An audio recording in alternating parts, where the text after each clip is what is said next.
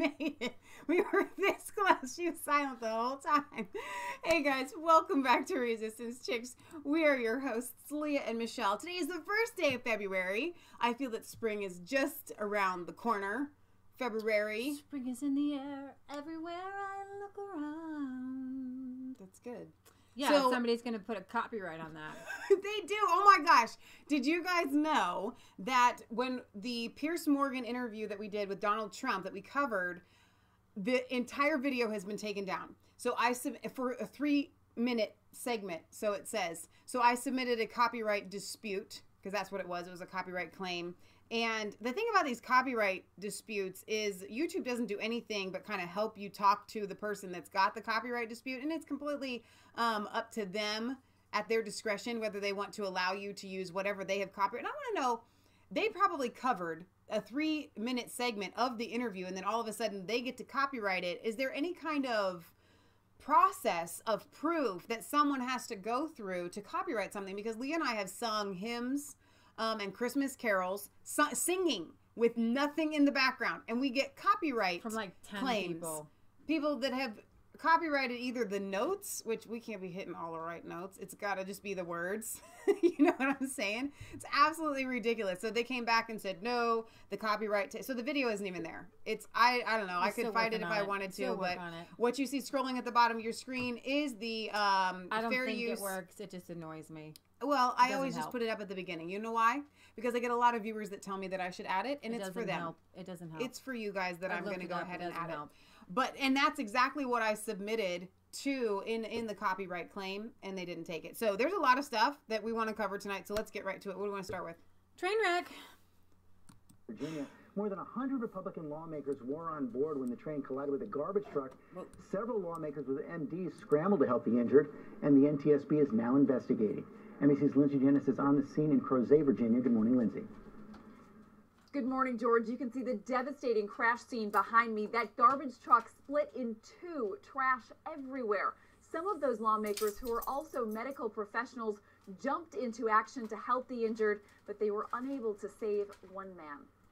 This morning, authorities identifying 28-year-old Christopher Foley as the man who died in the deadly train crash in Virginia. Mass casualty incident, level 1, train versus truck. The train, packed with more than 100 lawmakers, their staffers and families, was traveling from Washington to a GOP retreat at the Greenbrier Resort in West Virginia. I'm pretty sure that was purely coincidental. A garbage truck. Foley was a passenger on that truck. Boom, jarring type of both sound and feeling. Strange, almost like an explosion. We transported a critical to the helicopter right now. A group of lawmakers who are also doctors scrambling to help the injured. I got blood on my shirt, so forgive me. I did CPR, and you know, it just didn't look good for him. But the other gentleman, we were able to keep a pulse. Senators Jeff Flake and Bill Cassidy helping those rendering medical aid carry this wounded passenger on a stretcher. A scene eerily familiar for those on hand when a gunman opened fire at a Republican baseball practice in June. I thought after that time I never want to experience a day like this again, and unfortunately it came too soon. In total, 6 people, including Minnesota Congressman Jason Lewis, who suffered a concussion, were sent to the hospital. This morning, 1 person in critical condition. The NTSB is here trying to determine why that truck was on the tracks despite there being crossing gates here. They expect to recover 2 data recorders from the train. As for those lawmakers, they are now on their retreat. They began with a prayer for the victims. Robin? Day after the State of the Union, Republican lawmakers head to a retreat, and a truck is parked in the middle of the tracks. But don't worry, law enforcement has ruled out a political motive, much like with the ruling out of the political motive with Rand Paul's death attack. I'm sorry, the fact that the MSM can report on this with a straight face, that it was just some random truck on some train tracks that just so happened to have 100 lawmakers. Come on, it's like a bad movie. And it just so happened to be Republican? This is a movie script. Right after the day after the State of the Union address. Oh my gosh. The day after? You guys, this is coincidences. I mean, they are real. this, like, I can't believe that. That's just crazy. Well, what's even crazier is people like Stephen King tweeting out that it was karma. Karma must have, like, an agenda, and karma must be related to Hillary. Dude, if that was Democrat lawmakers and somebody in a Republican Senate... They'd be like, Trump did it. He ordered that. Whoever that is, they know Trump. They a cousin of Trump, a poor one. Why is it that it's Republican lawmakers that are getting shot up? Republican lawmakers that are on a train, and nobody takes trains anymore, by the way. Well, you do if you want Washington D.C. I mean, they do in the UK. I ain't going near Amtrak. I mean, 2 accidents in a month here. People dying. No way, Jack. No. I can't control it. No, it's absolutely ridiculous. It's crazy. Yeah, insanity. So raise your hands if you feel like this is a coincidence. No hands. No hands came up there. What was the name of the young lady? It's Fierce Patriot or something. That we went ahead and shared her video on our Resistance Chicks, even though she cusses like a sailor. She put a discretion. She said, I'm about to cuss here, because she was mad. She was angry. I think she's half black, half Latino, something. I don't know. But she is a little spitfire.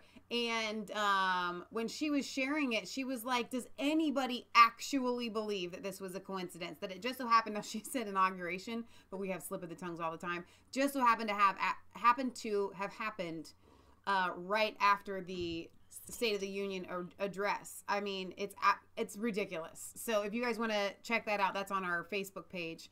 But speaking of the State of the Union address, we covered it live for you guys. If you didn't see it, I think it was a really enjoyable evening. But there was one, I hope you're going to that. Are you going to go to that first? Because there was one part of the night that stood out to Leah and I more than another. There was a couple, but this was hilarious. Okay, so all the Dems, the women, black caucus women, hard at work. Photo exposes Dem lawmaker and Black Caucus member playing Candy Crush during the State First of of all, can we just talk about how Candy Crush has crushed the intelligence of pretty much half of the population in the United States? I'm sorry. If you guys play it, then I'm sorry. Brenda Lawrence, Michigan Democrat and congressional Black Caucus member, was busy playing Candy Crush.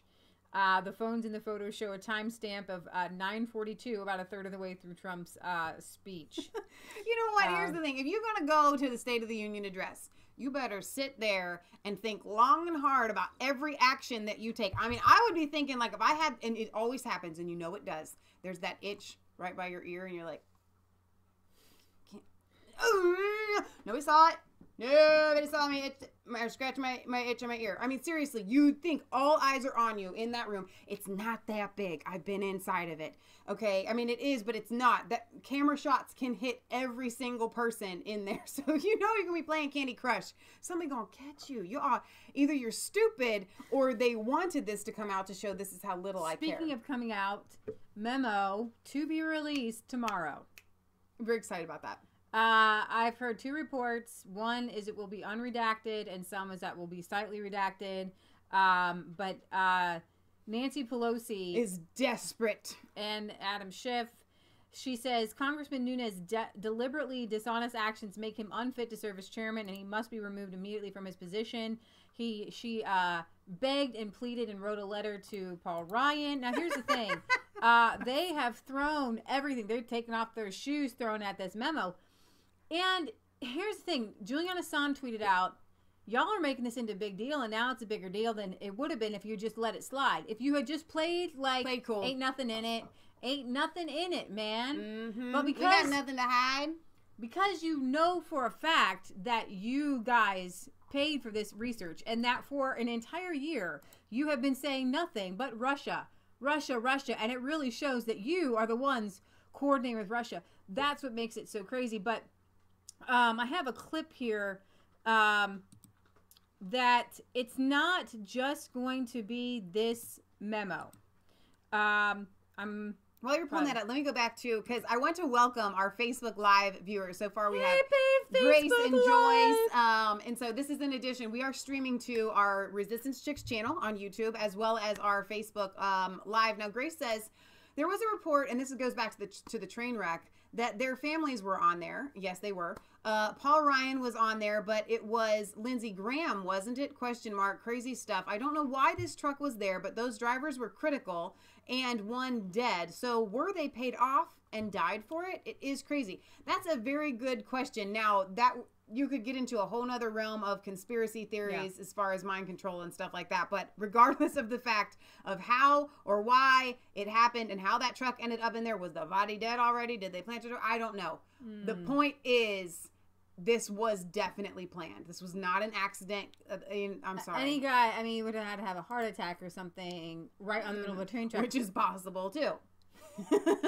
All right, so let's listen here. Well, look, this memo is about origination. From what I'm hearing from my sources, this is about how this FISA warrant came into being and why and how it got approved and why and how it was used.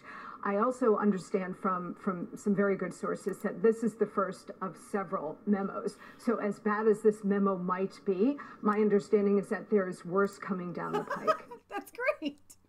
Okay. That is fantastic. Whatever worse means. I hope she's right. Yeah, whatever worse means. All right, yeah. Worse means the truth that we all know finally coming to a public light where the brainwashed libs actually get to see the truth of what's going on in their party, in the deep state. Yeah, exactly. Remember, Adam Schiff had his own memo that he wanted out, and they voted that one down. I want to make just a slight news report. I guess somebody came out that said that, and who is it that I shared it? Jimmy, no, not Jimmy. What you guys, the lefties, watch him. Anyways, and he's anti-Clinton.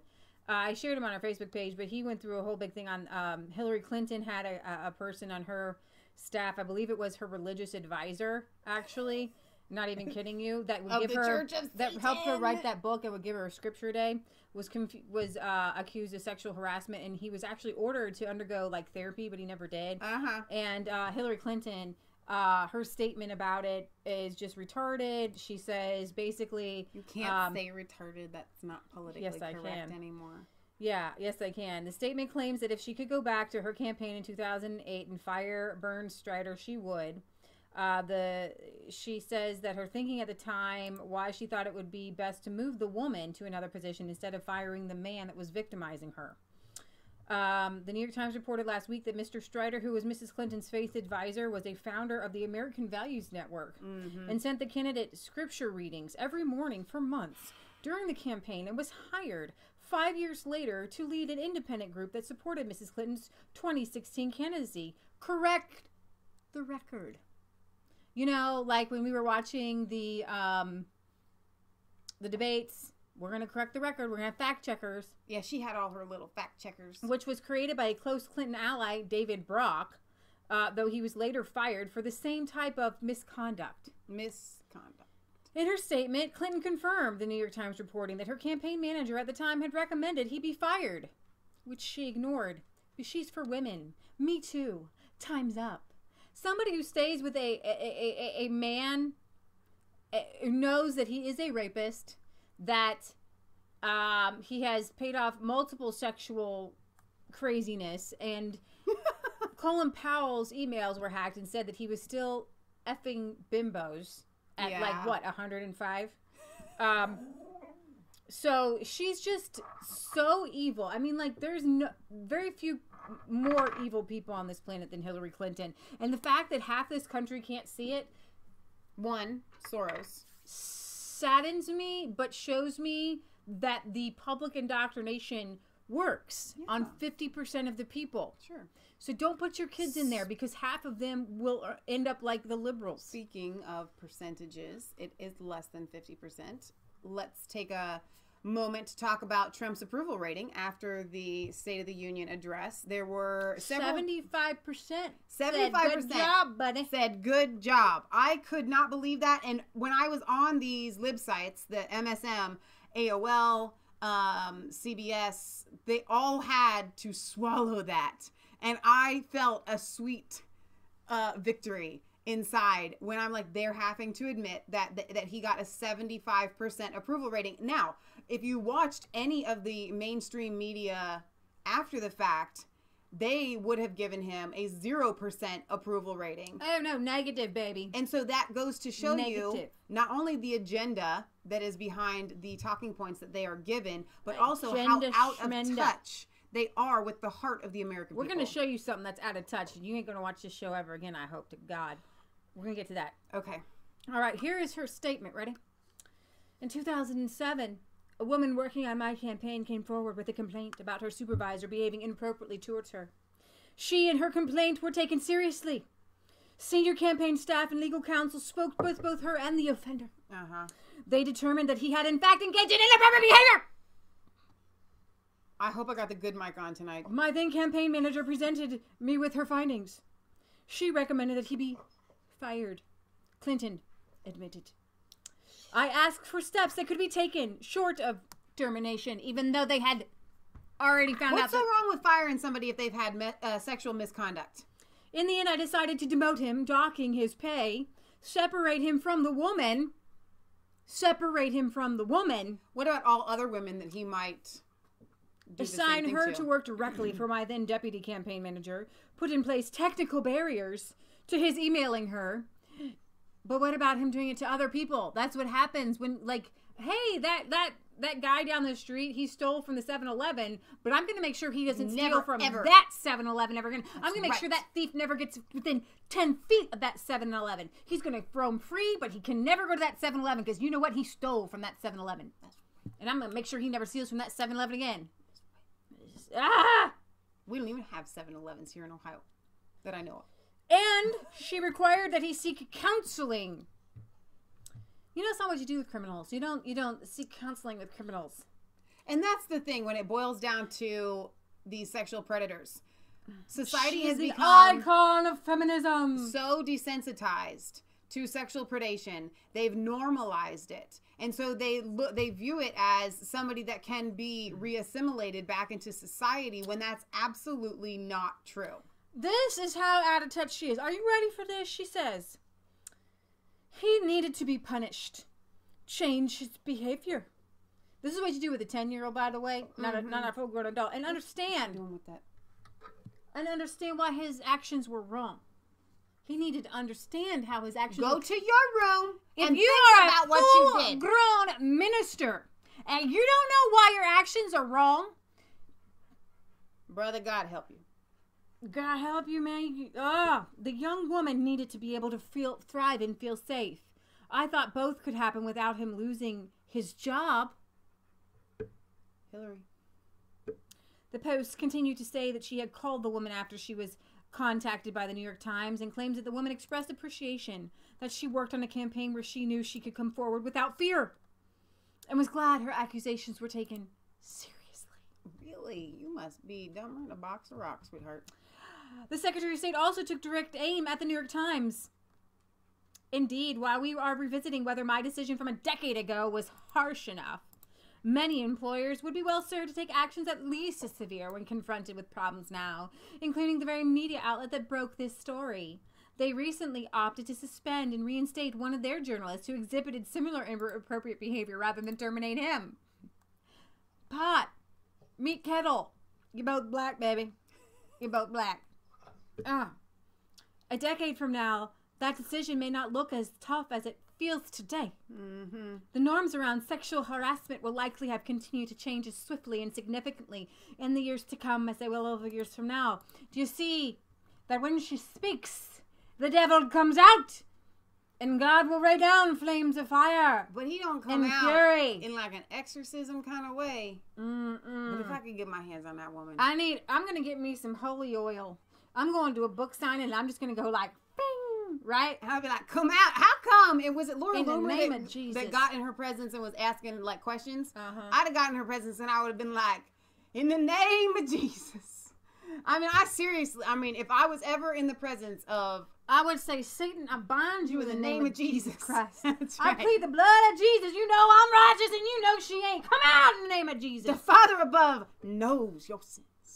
And you will be called upon on the day of judgment. And Lord, may that day be soon. And then, it's not a demon. I'm just from outer space. Leave me alone. Yeah, because she started like thrashing. That would be the report. It is not the devil. I'm just half alien. That's all it is. And alien lives matter. They matter. Amen. Amen. All right. So we're gonna hop around. Here's some good news. This is the here we go. Sorry. This is This is North Korean defector overwhelmed by Trump's speech. I loved this part of the whole thing. It's my favorite. Sung Ho traveled thousands of miles on crutches all across China and Southeast Asia to freedom. Most of his family followed. His father was caught trying to escape and was tortured to death. 가장 중요한 것은 이제 그런 이제 북한에서의 그 고통을 이제 당했음에도 불구하고 their genuine affection to me because despite all the sufferings that I 이제 had 자유를 to 찾아 endure in the 넘어왔다는 north, 그 I 가정이 decided to seek freedom and I implemented or actually put into practice the process that quite long ago was challenging, but nevertheless things happen. So I think that impressed most people. 애정을 보내주셨다고 저는 생각합니다. My ultimate dream is to see the improvement on the human race condition of North Korea and for the people to be able to enjoy the kind of free democracy that the U.S. is enjoying right now, and the people in North Korea grow so much and so much that they can have a positive influence or war influence over the neighboring nations. And this blessing, I hope, will happen to the entire Korean peninsula. Today he lives in Seoul, where he rescues other defectors and broadcasts into North Korea what the regime fears most, the truth. 상상할 수 없는 이게 it was my absolute honor, and he was such a warm figure. He hugged me and left me very kind comments, and I was really seriously moved to many tears. Initially, I actually kind of freaked out because of the notion of seeing the President of the United States, but he was really going out of his way to warm me and even just send me some warm winks. Nuh-uh. So at the end of the day, I feel really warm and intimate with him. Stop it. Your great sacrifice is an inspiration to us all. They're going to cut off the video without him standing up and raising his crutches in the air? All right, y'all missed it. I mean, the dude stood up and he's got these crutches, right? Yeah. Because during the speech, Trump talked about how he was so crippled that he had to get around on these crutches. He's a double amputee. And he took and Trump says he still has his crutches. And we're all thinking, oh, that's cool. He has his crutches. And then he stands up and he just like, boom, yeah, I got these crutches. I brought them. I mean, dude, whoever came up with that idea and said, hey, son, maybe you ought to bring them crutches. Or maybe he came up with it all on his own. I don't know. He did. I want to just to give a few facts. He said that when he went to South Korea, he felt like he traveled 30 years into the future. Wow. He says when he was in North Korea, he dug through the trash but struggled to find food. But when South Korea, he found trash cans full of food. And he said, what has my life been that my life is worth less than trash? Meaning, you know, a homeless person just go through the trash and that's the same thing. If you can't even get food from the trash. Right. And, you know, it was when he was a teenager, it was just like a horrible famine, killed millions of people. To survive, he would slip on freight trains and steal coal to trade. You guys might have heard about this. He eventually walked more than 1,000 miles to get to South Korea, and he just has just an amazing story, and I wanted to reshare that again. But the fact that he took what happened to him and that pain and then used it to help other people get set free and is still using it.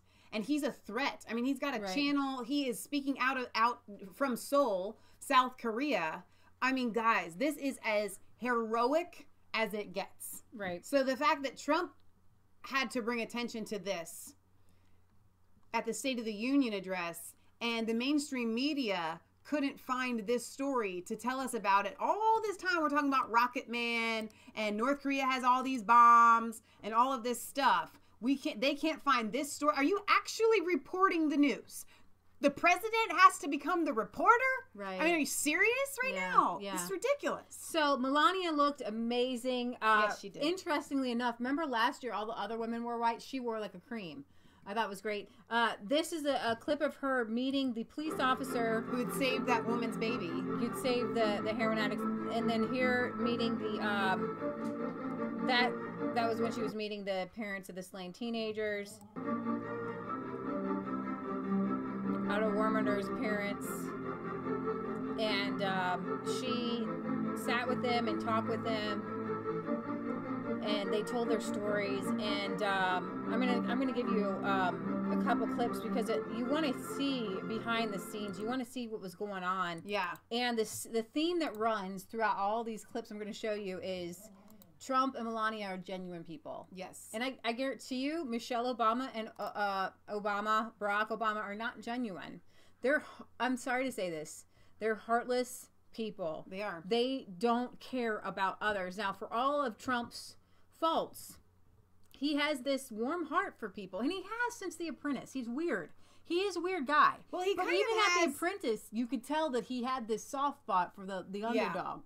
He always has. But I mean, through his entire life, I will say this: even though we were very anti-Trump in the beginning, I have seen where he would in Trump Tower or whatever go out of his way to connect with the people. You know, right. with the staff, with the people that were residents there. I think there's a couple of people that live in Trump Tower that have like no money that he right. lets live there rent free. Right. You know, I mean, it's so, and that's not something that he did just to become president. I mean, they've been there for like 15 or 20 years. All right. You know, it's So here's another heartwarming clip. We're going to see a heartwarming clip, and then kind of like the Democrats were awful to these people. Moment of the State of the Union address. Hang on. Let's start over. So backstory, I don't know, are they going to tell the backstory on here? Who these people are? For those of you that didn't watch it. These are the tears shed during a point. These two couples each had a daughter. They were friends, and they were killed brutally by like 5 or 6 MS-13 gang members. And Joy Reid from, what is she, MSNBC, CNN? Morning Joy, whatever. She said, if you don't watch Fox News, you don't even know who MS-13 is. Why even bring them up? This is a gang that nobody knows about. And I'm like, are you serious? Of the State of the Union address. Standing ovation for the parents of 2 slain Long Island teens, Kayla Cuevas and Nisa Mickens. Sitting in First Lady Melania Trump's box as the president highlighted their anguish to call for stricter immigration laws. We cannot imagine the depths of that kind of sorrow. We can make sure that other families never have to endure this kind of pain. It's just an experience that no words can explain. You just felt that what we're doing is being recognized. It's being heard. Just home from the nation's capital, the victims' parents felt a nation paying honor to their daughters. He made a pledge to you of any sort? That he is going to be doing the right thing. People are stating, you shouldn't have gone because there's so much, because they're using you, because, you're Hispanic. And I'm like, I did not feel that at all. Congress stood and gave you a standing ovation. It was overwhelming. Everybody but the Black Caucus. Caucus. Consuming all that love they're black, for right? us. And what we stand for, and for my daughter, and for Kayla. Not too many people get the chance to meet a president. We both were still in shock about it. He kissed me on my forehead, which I was like, oh my God, I'm just like a little peed in a pod. But he did acknowledge, and I felt his connection. That he felt my pain. Pain of losing children to the scourge of MS-13 and the desire to make streets safe. Did you share anything personal with Melania? The story about Kayla. And like I said, her eyes got teary.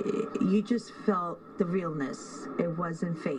It will surely take a long time, if ever, for these families to recover, says their community, rallying around them, asking for a show of unity. From Brentwood, Long Island, Jennifer McLogan, CBS 2 News.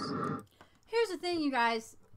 Trump and Melania, for all the things that you may or may not like, the world may or may not like, they genuinely care for people and are actually genuinely trying to do what they think is right for the people. Right. Trump is not in office for himself, okay? He had told Oprah, Owen played a clip that he told Oprah if it got bad enough, he'd run for president. But he wouldn't. He had no intentions when he was much younger to run for president. But he said, I won't rule it out because if it ever gets bad enough, then I will. Now, I was hoping you would get to this interview next. So this is one of the parents, again, one of the set of parents.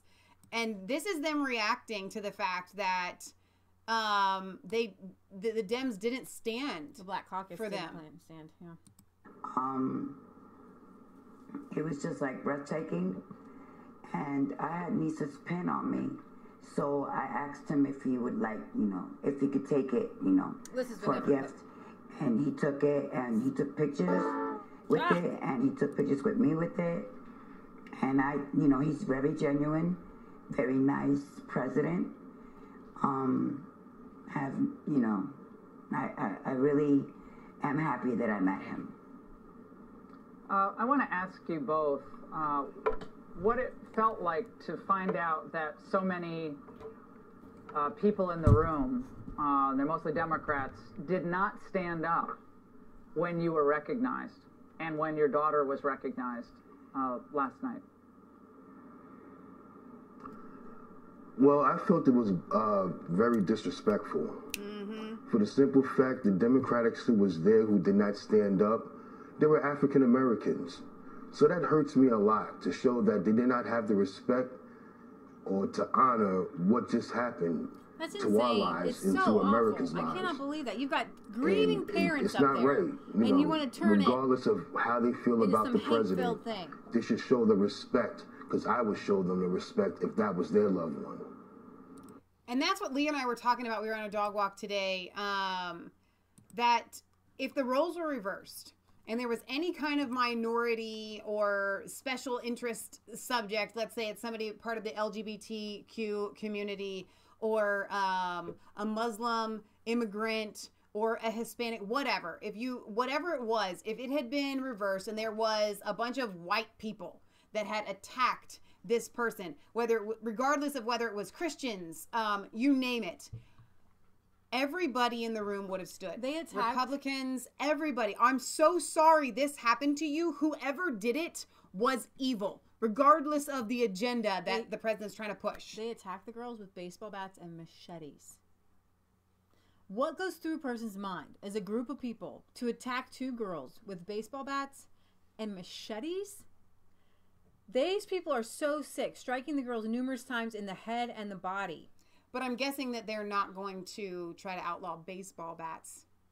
Or machetes. So yeah, Trump brought them because if we had a secure border and they had to go through a border check, they wouldn't be here and the girls would be alive. And the fact that they're trying to paint the whole MS-13, nobody knows about this gang unless you're watching Fox News. Well, guess what, sweetheart? You don't cover it, you crazies. You're not covering the news. This gang is huge. We are talking thousands upon thousands upon thousands of members pouring in every year, okay? And they are not just a gang. They are violent. They are the worst of gang members. I mean, it's as bad as MS-13 is as... Yeah, they are vile, vile, vile creatures. Okay, so here are 5 times the Democrats should have clapped but didn't. Are you ready? Okay, well, here's something funny. Democrats needed Jeb Bush last night. Please clap. Please clap. And he actually did do that once. He told people to please clap. Please clap. And the people did. Okay, so black unemployment. Early in the speech, President Trump noted that African American employment had reached a record low. And I heard somebody saying that on the View, when I watched a clip of the View, that the economy was just doing fantastic before Trump got elected. It was already doing great. No, it really wasn't, lady. It really was doing awful. Conspiracy theorists here, preppers here. It's going to sink. It's going to hurt, but the Lord kind of spoke to us when it was Hillary or Trump. Whatever's going to happen is going to happen, but it was going to be a lot easier and more fun under Trump. Okay? Okay, we're going to be fine, but it's going to collapse. But anyways, it's good for right now, so save your pennies and buy silver and land. All right, so unemployment claims have hit a 45-year low. African American employment stands at the lowest rate ever recorded, and Hispanic American unemployment has reached the lowest levels in history. Black congressional Democrats were stone-faced, wearing their, African robes or something. I don't know what's going on. This is America. This is America. This isn't Africa. You're black. You're black. Unless you came from Africa, you ain't African American. You're right. American. Okay? I am about as removed. I am closer to being Swedish than these people are African. Okay? And I don't call myself Swedish American. I don't join the Swedish American caucus in Congress or something. Well, come on. Is there such a thing? I doubt it. No. I'm kidding. You're not an African American. You're an American, and you're dark skinned. Okay, and you might have come from Africa a long time ago. All right. The Congressional Black Caucus just refused to clap when Trump talks about African American unemployment being lowest in history. Let's see. The data does suggest that the decline began under Obama but continued under Trump. Vox liberal commentator Jarrett Hill credited Obama and made it seem like Democrats should stand and applaud at Trump's mention of low black unemployment because they'd really be clapping for Obama. Well, fine. Stand. Clap, y'all. You're good. Come on. Black people got rhythm. You should be like, Come on. You should have shaking your booty or something. I like it. Yeah, I'm with you. All right. That ain't racist. It just is. Paid family leave. President Trump offered Democrats an olive branch with the issue of paid family leave. That's a liberal thing, by the way. That's progressive. That's almost communist. I know. I'm not even down with that. I ain't clapping for that, Jack. And they couldn't because it was what Trump said. It doesn't matter about on the issues. And we're gonna cover that thing with the guy wanted to stand and then he couldn't. I mean, this guy goes to stand because he's a Democrat and he wants to stand because he's clapping and then he looks around like, whoa. And I think the meme Schumer looked at him and was like, that's there, like, when you want to stand for the people, but your party won't let you. Paid family leave, and then he gestures to the Democrats and asked them to stand where the president delivered the line. He gestured to the Democrats, inviting them to stand. Democrats refused to stand and clap for this proposal, even though Trump took a rather large risk in proposing it. This is Paul Ryan. Workers are getting bigger paychecks and paid family leave, education opportunities, and Democrat leaders are panicking. And then he's just like, that's his little... It's like, here's the thing. Trump's doing crazy liberal things, and he's doing a lot of things, man. Former Congressman Ron Paul, libertarian conservatism, pointed out why mandatory paid family leave is a bad idea. The proposal involves wage and price control by requiring employers to change the way they employ workers. Companies should perhaps be encouraged to offer this to employees, but a government mandate is a bad idea. Paid family leave equals wage and price control. I'm totally against it. I'm a stinking libertarian, baby. No way. Okay, I'm with Ron Paul on this one. No, bad idea, but still, they can't even stand for the commie principles. That goes to show how if Obama said, you know what? If Obama had something like, I'm going to make raw milk legal, I'd be jumping up out of the seat, screaming, saying, raw milk. Obama, you anger me. I do not like you. 99% of the time. Broken clock can be right twice a day, honey. That's right. Thank you, Obama. That's right. That's what I have not thanked him ever because he ain't done nothing like that. But I'm just saying. Yeah.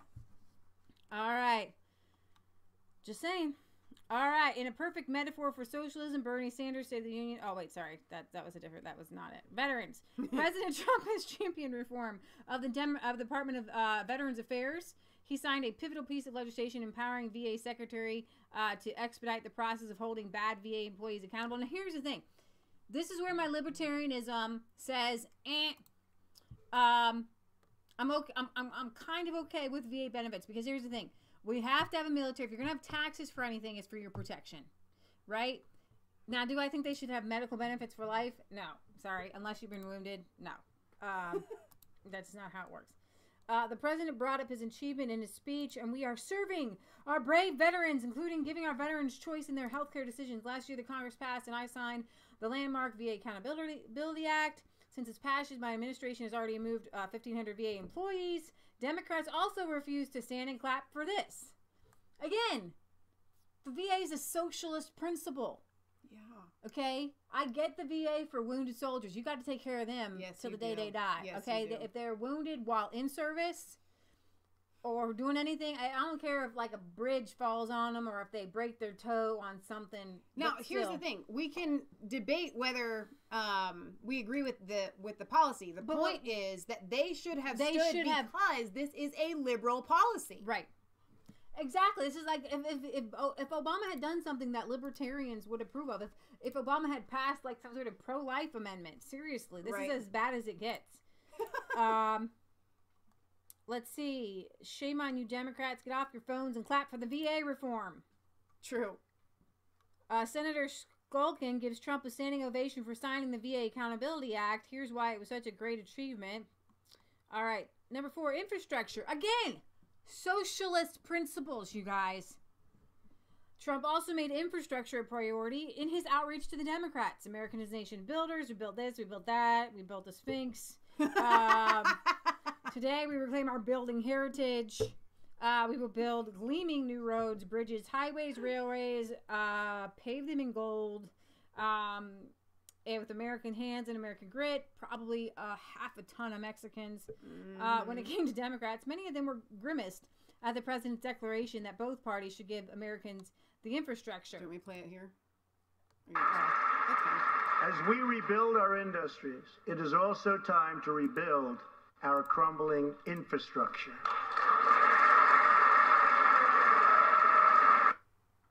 Is that it?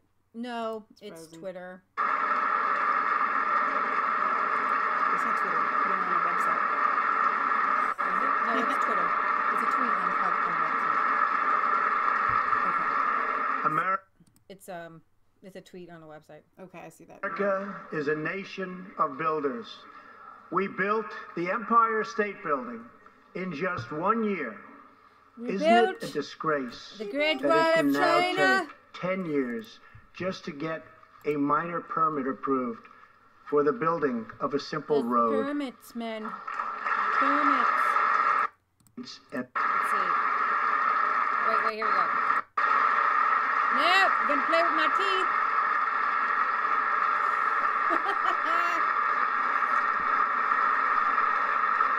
My name is Nancy Pelosi.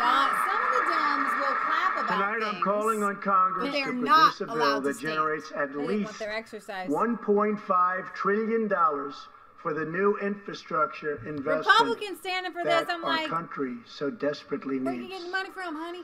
Every federal dollar should be leveraged by partnering with state and local governments and, where appropriate, I'm sorry, Twitter.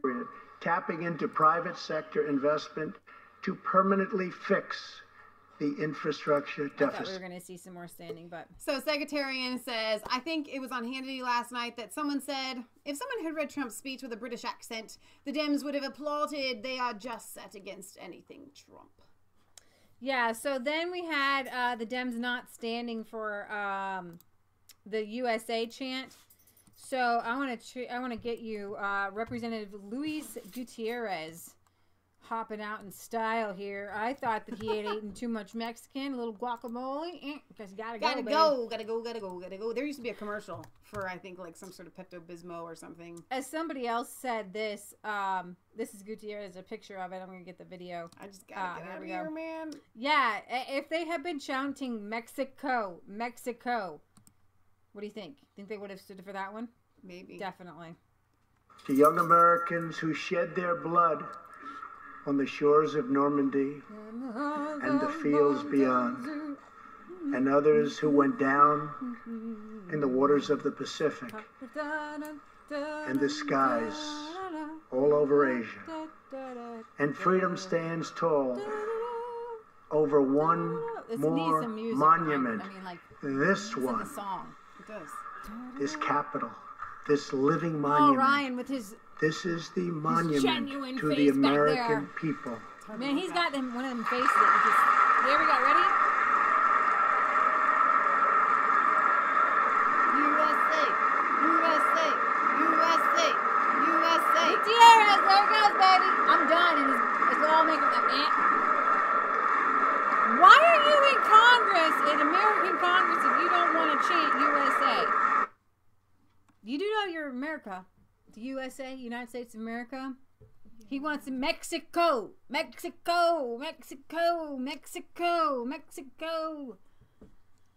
There you have it. Okay, so there's some reactions there. Please tell me you're going to get to the one where the guy stands. Or are you just going in order of your tweets? I am trying to find that one. Actually, I'm getting to it. We can switch ahead. We can jump around. They don't care. I tweet so much, you guys. You do. She's a Twitter fool, people.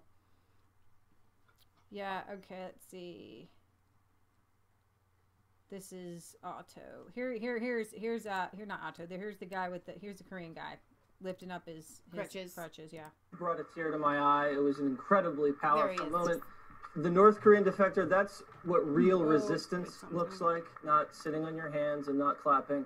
That guy's a true hero, and it was amazing to see the reaction there. Well said. President Trump did a great job humanizing and personalizing his Yes, he did. All right. Hot dog. So this was a crazy tweet from Joy Reid. Morning, AM Joy. Church, family, police, military, the national anthem. Trump trying to call all the troops back to the 1950s era nationalism. The goal of his speech appears to be to force the normalization of Trump on the terms of the bygone era of his supporters are nostalgic for. Church, family, police, military, the national anthem. I gotta tell you. You're triggered. You're looking triggered. Honey, what is this? What kind of tweet is this? What are you talking about? You're acting as if, Miss Reed, the rest of America thinks the way that you do, that all of those things are bad. You don't like your family? I'm sorry. All right. Because I would think that you would like your family. I mean, some people don't have a good family, and I get that. But most of us love our family, and we believe in family. Jack Posobiec says, the Penguin, Two-Face, and the Joker. At the time. Oh my goodness. That was funny. All right, Republicans hitting a truck. Joe Kennedy. Oh boy. The last thing we need, and Joy Reid again. Morning here. He's got this crazy chapstick thing. It's chapstick. I noticed that when I was watching it. Look right there. Like if you watch this, look at that. There, the citizen drool. See that? Like he's drooling. What? Look at. Why is he drooling? Does he have rabies or something like that? It's like it's drool. Hit rewind. So what says Mr. Spitman? What is? It looks like drool or something. Rewind. He is never gonna live that down. It's bad chapstick. It's like a drool or something. I mean, I'm telling you what it is. Maybe he's on coke or something. This is too much, guys. I don't know. Look, you can. Now you guys are just becoming like crazy people. Look. But seriously, it's funny. His speech, funny. I listened to the entire thing, was ridiculous. It was embarrassing. It put all the Kennedys, even the bad ones, to shame.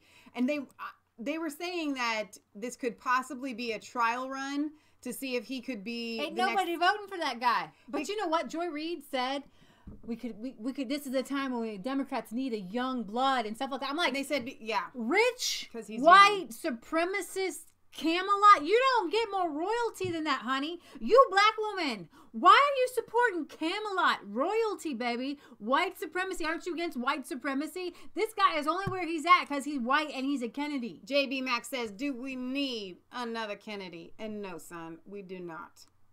You are correct.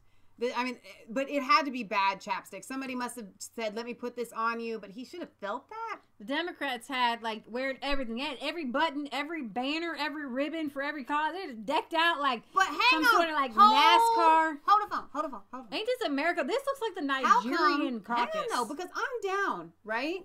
If they want to wear that and represent, all right, their heritage or whatever. All right, cool. We can show that the United States. Are those guys going to come in with Scottish kilts or something? Is Trump Scottish? Cool. That would be cool. Should he have worn a Scottish kilt with like a Scottish, Braveheart, freedom? I'm okay with that, right? So you got your nationality and or whatever, your history, heritage, whatever you want to call it. You got that, and that's all. All right, okay?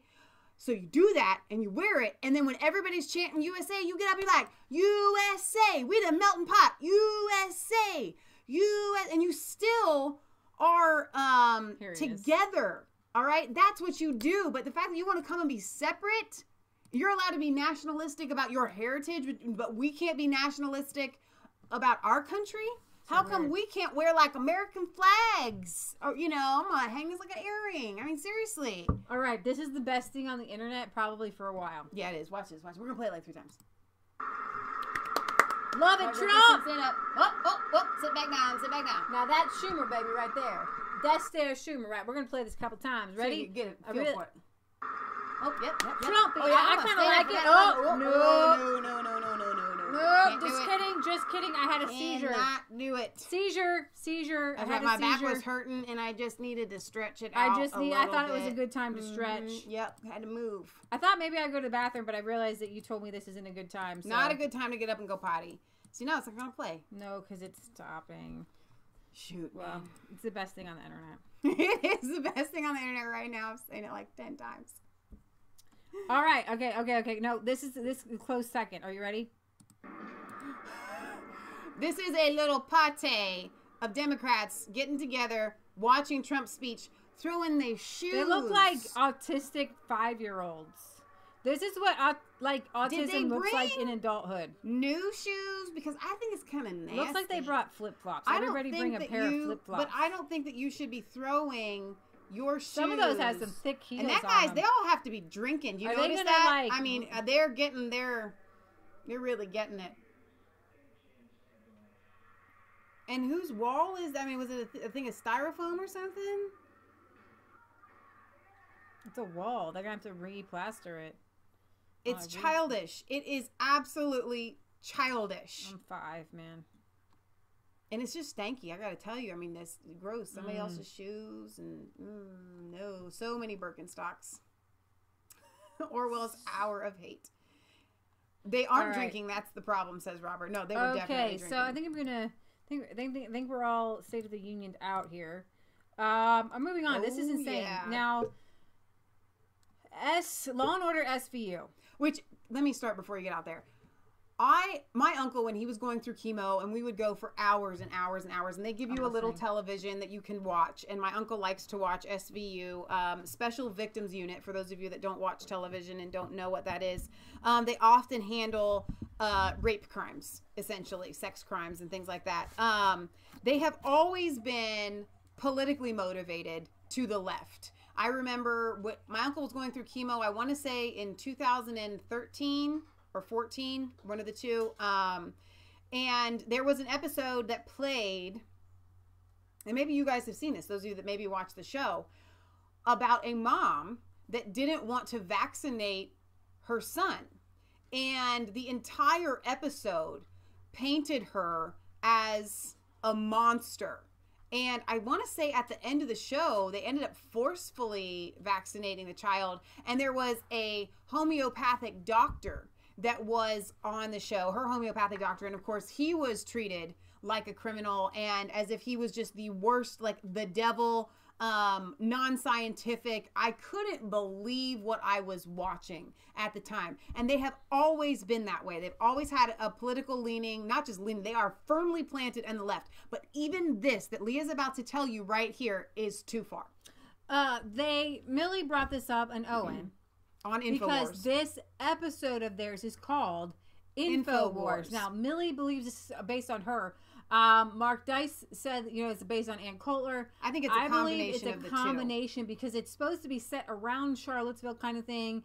And Coulter wasn't there. Millie was there, but this is a woman, a character who actually draws a crowd to her to hear her speak. Right. That's why I'm leaning towards more of it. It was definitely based off of Ann Coulter because obviously people on the left hate Ann Coulter, but they called it InfoWars. So, there is... I think they started out the episode by saying that this was not based on any particular person, which is why I think they chose to do a combination of the two people, Millie and Ann Coulter.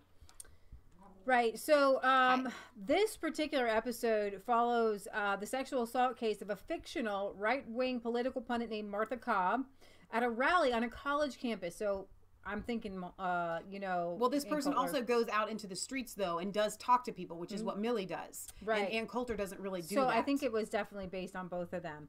The rally quickly dissolves into chaos when both Antifa and white supremacist group clash with each other. That's exactly what happened at Charlottesville, right? Right. As the conservative who organized the rally states, we hate being associated with the crud white supremacy, but it's not our place to turn people away. Sadly, once the chaos clears, Martha is found to have been beaten and sexually assaulted with people with a pole of a protest sign in an alley near the event. There's something extremely troubling about a show that rapes a character who's clearly based on a real person. Is this a liberal fantasy? In the meantime, the members of the NYPD precinct all develop mixed feelings regarding the case. Like, I really don't want to go after the perpetrator because I don't like the person. Right. Really weird. I mean, well, Millie had said that the rape scene itself was incredibly graphic and disturbing. And so the fact that they didn't just imply it or infer it or hide it behind something, but her underwear was shown around her knees, there was blood. I mean, it was really, I didn't see it, but Millie said that it was really graphic. And I'm like, okay, so when they said some sort of sick liberal fantasy, that's when you show the details. So what about threats leading up to the rally? Against Martha Cobb? All day, every day. Well, we should still sort through them because some people really hate her. You know she wants all Jews and Muslims to convert to Christianity, right?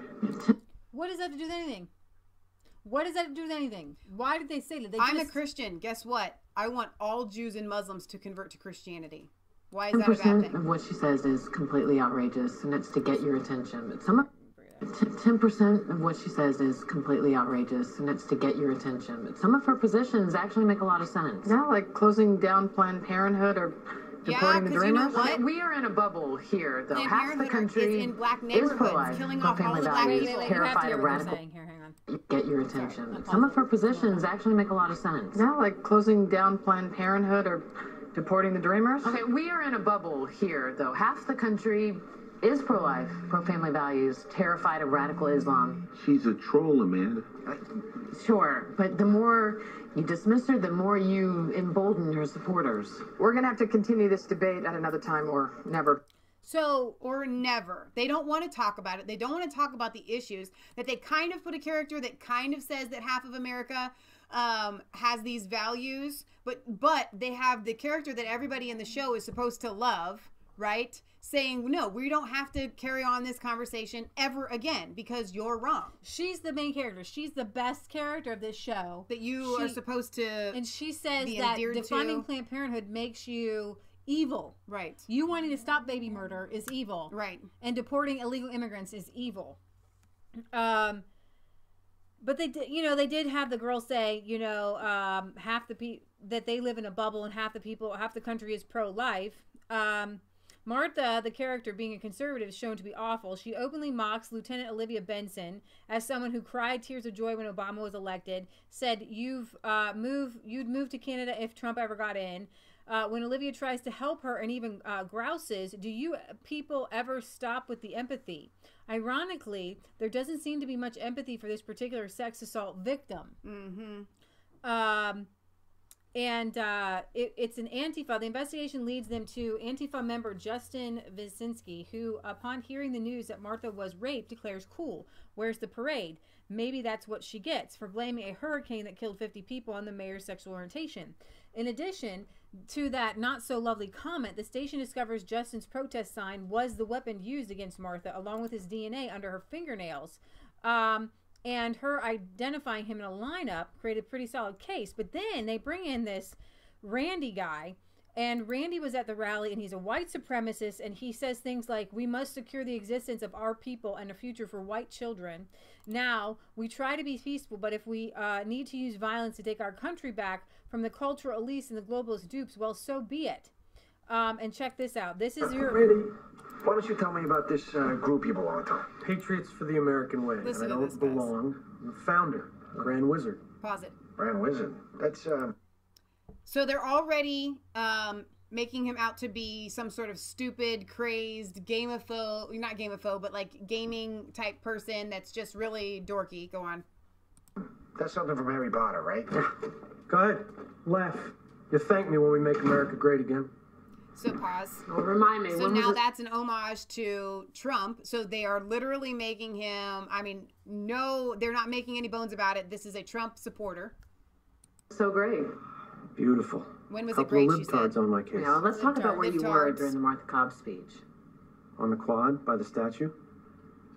You want to be close to her? Well, protect her from the so-called progressives who wouldn't let her speak. Protect her We saw your video. You hate women. Not white Christian stock who raise families. Not white Christian stock. So now they have portrayed him as reducing women to cattle that are white, that are Christian. And take care of their men. And take care of their if they do have a job, at least put on a pretty dress and a pair of heels. Listen, guys, this is as cliche as it gets for, like, you know, any whatever they want to label the right as, conservatives, Trump supporters. This is ridiculous. Nobody, I would say a very small amount of people are like that even think that. It's absurd that you would lump all Trump supporters together as this guy. Obviously she was raped. But what they're trying to spin it as was that she set herself up to be raped by this guy with this other guy's pole, somehow got the DNA of the Antifa guy underneath her fingernails. They put this white supremacist on the stand. He says some bad things about Hispanics and blacks in the box, and then they just throw the whole case out. Right. Mr. Platt, did you assault Martha Cobb with a cardboard tube? Absolutely not. Why should we believe you? What? It's a very simple question. Why should we believe you? Because I'm giving you my word, under oath. That's all you got? Because in my humble opinion, most of the people in this courtroom think your word is garbage. You don't possess an ounce of principle or virtue. Yeah, well, most people are blind and stupid. And he looks at... Pause. Can you go back and pause it on the jury? Right there. And stupid. All right, so we have all of these people. We got some white people. That lady looks kind of Hispanic, probably white. I don't know the nationality, white. But right here in the front is where we have chosen to put the two black people and their faces. When he says that, the director set them there and told them to make the faces that they make. Go on.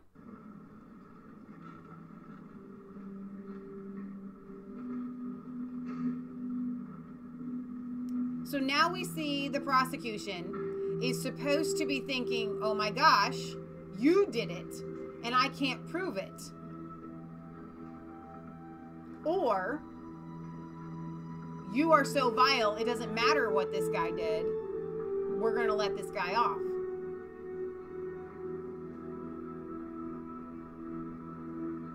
The people are unable to prove beyond a reasonable doubt that Justin Wyszynski sexually assaulted Martha Cobb. Accordingly, I move to dismiss the indictment. The defense joins in this motion. This is highly unusual, Mr. Barba. Are you sure that's what you want to do? I am sure that the perpetrator of this crime will never be known to a legal certainty. And the rapist goes away. It's fine. So this is what the left has gone to: raping Ann Coulter or Millie Weaver, letting the rapist go free, or saying that it's a white supremacist, and Ann Coulter or Millie Weaver would not admit that was some sort of crazed white supremacist. That was another angle, that she wants to keep it from looking like her people did it. Right. Even though somebody did rape her. Right. Even though it was vile and she was hurt. Right. But then, like, she acts like, you know, it was no big deal, blah, blah, blah. I have to tell you, as much as I've already known that SVU is the political train that it is, and I would never watch this show after I saw that episode about the vaccines, I am deeply, deeply disturbed at the blatant political agenda that my uncle watches a lot of television. His bedroom door is often open, and we hear it. And on all TV shows now that are set in a modern day setting, cover political issues from a massive left-wing approach, an agenda. They are trying to systematically brainwash anyone that watches television, which is why you shouldn't watch television. You should watch us and other shows like ours. But seriously, I think most of our viewers don't. But since you don't, you may not be aware of the agenda. Now, Millie, we were watching Owen and Millie on the War Room this evening. The War Room has been banned from YouTube temporarily, but they're streaming live on other... Same thing happened to them as happened to us. But Millie was saying, you know, she's not going to stop fighting. She's not going to stop going out. She's going to get security to go with her. And she said that she's not disturbed by this or afraid, except for the fact that what she's worried about is she does not need to go out and go potty. You do not need to go potty. Is that it's going to keep other conservative women from going out and speaking out because they'll be afraid that something might happen to them, which I feel is kind of valid. Amber had actually just sent this to me in a message. And she said, I used to watch SVU, anything that shows the threat of rape, pedophilia, or sex trafficking, but I'm really upset about this. What can we do? And I said, we're covering it live. And so now she's just showed up. So welcome, Amber. She said she's really upset. Millie is so sweet. This has me so upset and sick. And here is the thing. What can we do? It's already happening. And I have to tell you, the fact that they are pushing so hard shows the fact that they are on the losing side. They would not be doing this. They would not be throwing the book, everything that they have, using all of Hollywood. They used to not have to use Hollywood like this, but they have pulled out every resource. It's like when you need help, or your grandma, or I guess your daughter is dying of some sort of rare disease, and you got to call all your family members for money to help, prayers, whatever. That is what they are trying to do because they know that they're losing. So yes, it is upsetting. Yes, it is disturbing. Yes, it needs to be called out as it is, but we also need to focus on the fact that we are winning. And I think that Millie sees that. And I'm sure that Ann Coulter sees it as well. So as much as it's awful, you can realize that it's because we're winning and they hate it. Right. Okay. So are you ready for Mad Maxine? Do you want me to play it on here? Sure. Okay. So, Maxine Waters, first she said that Trump should have a parental advisory because of what he says on TV. Oops, sorry. Go ahead, it's fine. And I'm going to play this Some first. on the left are accusing him of exploiting and then we're going to his play guests. her little speech. And tonight, California Congresswoman Maxine Waters, a vocal Trump critic who has called for his impeachment multiple times, offered her response. One speech cannot and does not make Donald Trump presidential. He's not presidential, and he never will be presidential. Upset. He claims that he's bringing people together, but make no mistake, he is a dangerous, unprincipled, divisive, and shameful racist. Right. Hermie Dillon is vice chair of the California Republican Party and an RNC committee woman, among many other things. Great to have you with us tonight. Happy to be here, Shannon. Thank you. What do you make of that comment now? Because we've had 24 hours just about to digest the what we heard last night, and that was the impression left with Congressman Waters. Well, I think you have to put into the context of who's speaking. Congresswoman Waters has been playing this sort of race card ever since the Rodney King riots. That's really where. So that's her now. Go ahead, Michelle. Play this clip. This is. I've never seen anything like this. This is hilarious. Go home, Maxine. You're drunk, baby. She is drunk. And the woman with the camera, listen to this. She's like saying, amen, preach it. I'm like, girl, what is wrong with you, honey? I want to play a good chunk of this. All right. Hopefully we won't be. I'll play it and we'll get these organized here.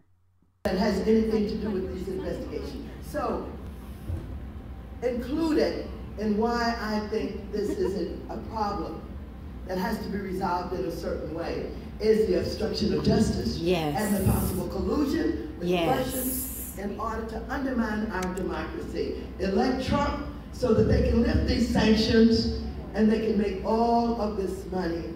And I want to tell you, they absolutely hacked our Democratic National Committee. They absolutely did that. RT, which is Russian television, absolutely interfered with a speech of mine on the floor of Congress and blacked me out for 10 minutes. What? They don't play. They mean business. And so, Trump is going to do everything that he can to have his way. He has shown us that he didn't care what we think about him, not stand in the White House on weekends flying down to Mar-a-Lago, meeting with folks in ways he should not meet with them because we think classified information is being unleashed. We know he'll give up classified information. He did it in the White House with the Russian ambassador and the foreign minister of Russia. And so, all of this is going on at the same time.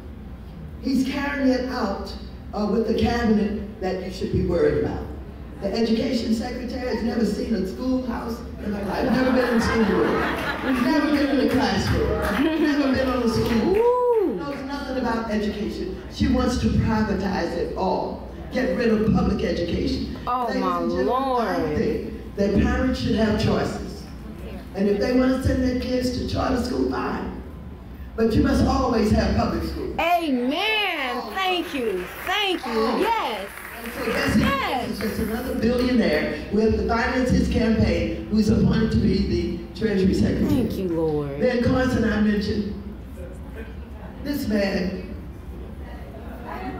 wait till he comes before my committee.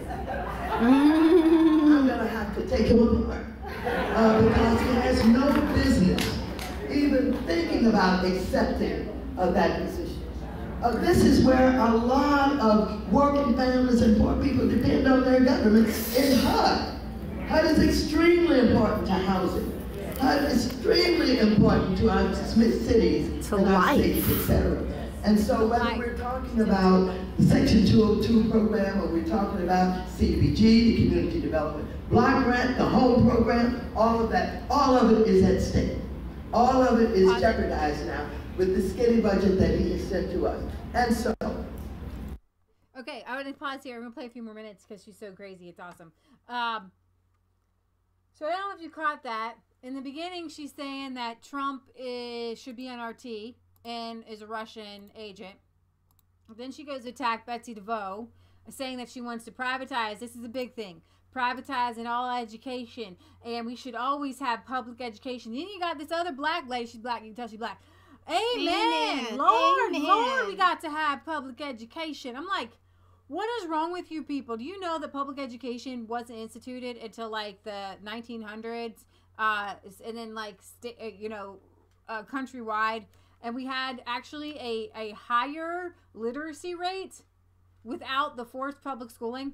So that's a whole nother topic. But to have the brainwashing of this poor woman saying, thank you, Lord. Jesus ain't in the public schools. Let me just tell you that. They don't let him there. They don't let your Lord there, sweetheart. Mm-hmm. Yeah. And then she goes on to talk about HUD being like the life of the inner cities, meaning the housing department, meaning free housing is the life of the inner cities. Have you ever been in the housing that's free in the inner city? Because we weren't even in the inner city, but we grew up. I lived in government housing. We lived in government housing. It ain't all that. Government housing exists to make sure that cockroaches have a place to live. Yeah.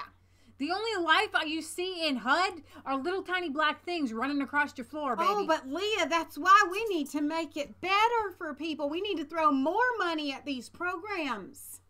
Don't you know? We got to help all these poor people. The life of the inner city is HUD. You know where life is? Out in nature, on a farm. Dude, I gotta tell you, like, rent is like what now? Like $700 or $800 for a family. I gotta tell you, by the time you have paid for somebody to live in HUD for like $800 a month for, let's say 15 or 20 years, you buy them people a house. Buy them a house. I'd rather you buy them some land and buy them a house and say, stop coming. Stop asking for a handout, y'all. Here, just take it and go. Right. Take it and go, baby. I gotta tell you guys something. I'm gonna be perfectly honest with you. Take it and go. A good step in the right direction, and I think a lot of my libertarians would disagree with me here, but I would be down for what is a segue period? No, a segue period, maybe let's say 20 years, where the welfare system gives the land, okay, and if people struggle or a crop isn't good, then okay, you run out of feed for your animal, then fine, we might help you out. Like, that's where I would be down, but you got to provide your own food. You got to work, baby. You got to do something. You got to put the spade in the ground. We're getting really close to chicken season, meaning we're going to be ordering our chicks, and we're going to be raising them out, and we're going to eat them. We have chickens in the freezer right now that we are eating, and it's not only is it chicken is the cheapest meat that you guys can buy if you're raising it. What I mean is the cost of raising chicken is cheaper than buying it, to be perfectly honest with you. And it's better and more nutritious. But the reason why they don't want to do this because it makes more sense economically to do it this way. But you won't have people asking for a handout, and you need your voters. Well, not only that, but they want to keep them mentally disabled. And poor nutrition does that. Yeah, and they want to keep them for the handout. If you always think they need to keep coming to you, it dehumanizes them. It keeps them little. It most keeps Republicans them small. Are homeowners, and most Democrats are on welfare. Because if you have a home and you have land, then something happens inside of you, and you grow a backbone, and you are strong, and you are independent, and you don't want people taking your money because you're working hard for it. Finally, to what you can do if you have building blocks to start with and a foundation. So let's get back to Mad just Maxine. a few more minutes of this because we can only handle so much of her cray cray. We can only handle so much of her cray cray. Let's get back here. Yes, I am speaking out a lot on him because you know what? Oftentimes we sit back and wait for somebody else to do it. Amen. You know we don't have to wait for somebody else to do it. We can provide the leadership, particularly when we believe that we are being disrespected, disregarded, and discriminated against. Woo! Amen. Thank you, Lord. Thank you, Lord. We don't need somebody else to provide leadership to go take money from people. But we sure as heck need the government to provide money for people. I don't understand. Oh, I'm so grateful to be here. Rise to the occasion to show all of America that we believe in the country. We've fought for it. We've died for the country. Even when we served in the armies and came back, we had no housing and no jobs. And we discriminated against our people died. Tuskegee Airmen fought for this country. And you're going to tell me that we don't have the right to provide the leadership and challenge someone who would take us down? Our allies are all departing us. We really like black leadership when they're sane. Yeah. We like all leadership. We don't look at color. Y'all look at color. Here you are pouncing around in your little black, because you like, you know what? I don't even think you're black. I think you just dipped yourself in some black so that you could have power. Because you know what? You don't do black people any favors by acting like a fool, like a fool. Because he doesn't understand foreign affairs. Stupid and crazy as he is, he says he knows more than the generals know. This man has his finger on the red button. Oh, Lord Jesus. Jesus ain't there with you. We got to get him out of office. Amen. Amen. Say, well, why don't you just try and work with the president? Why don't you just try and forget about all those things that he showed? I say, why don't you run for president? You don't think that he'll be better? Just give him a chance. I said, no, I want him impeached. Amen. I want him impeached. Impeach 45. Impeach him.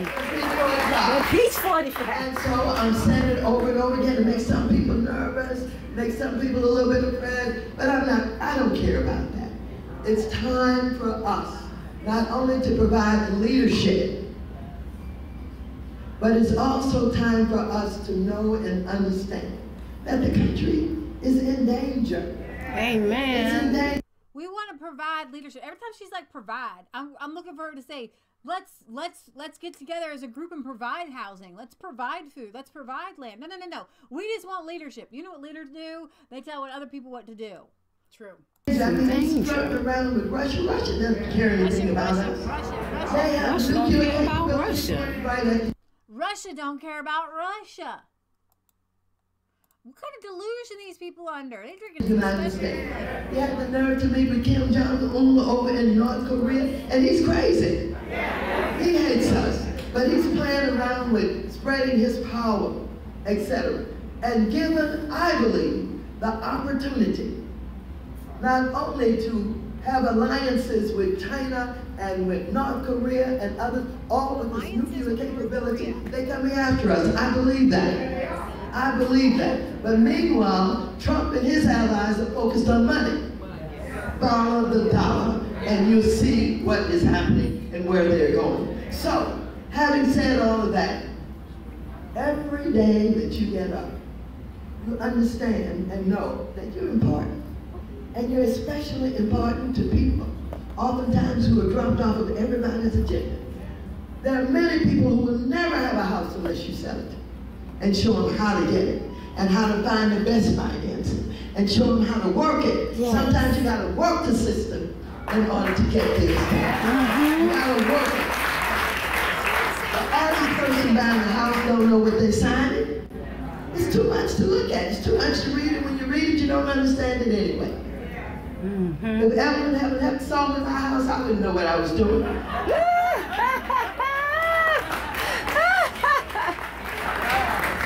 And so I say to you, I thank you for being business people, for being entrepreneurs, for being salespeople. I thank you because, number one, not only do you add to this economy, but you open up opportunities for others to do well. I want to tell you, owning a home is something special. And I want to tell you, even though it appreciates in a lot of other states in California, just hold on to it. So she must have been talking to a bunch of realtors or something. And she said something about not reading the paperwork.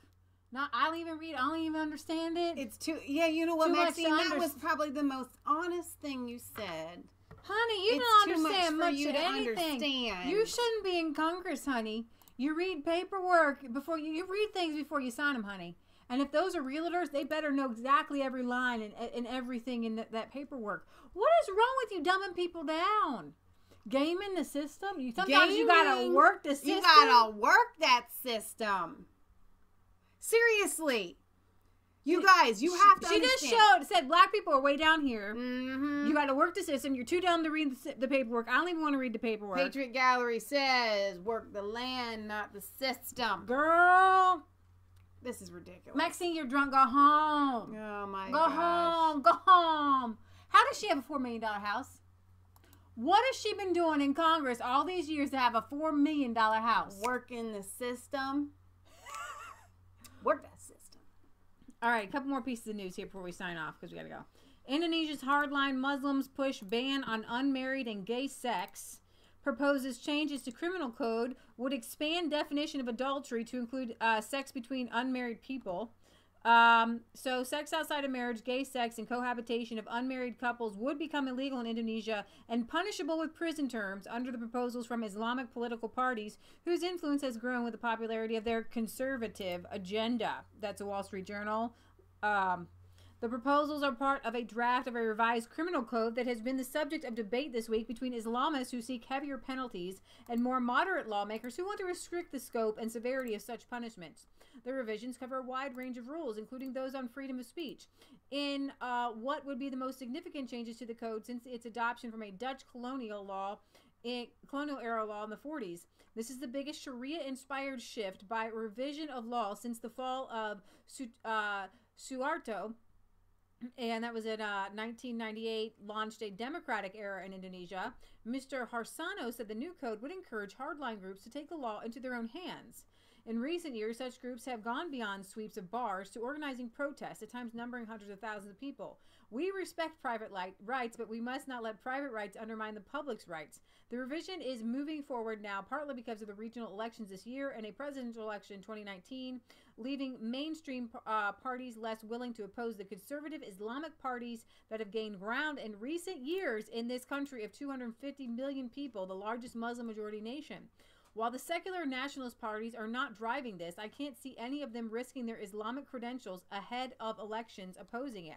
The new code, a recent draft of which has the Wall Street Journal has seen, would expand the definition of adultery from marital infidelity to include sex between unmarried people and make the offense punishable by up to 5 years in prison, up from 9 months currently.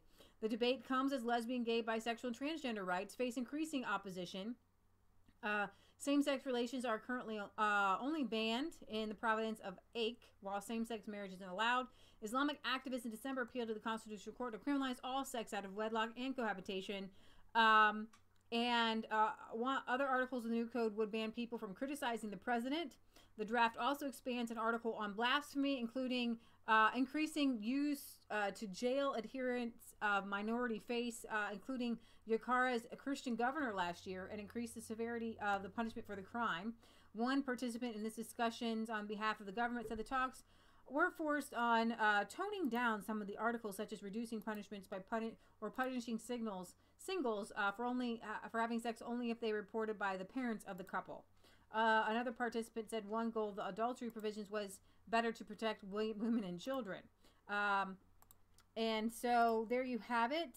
And then we have this I don't understand about leftists.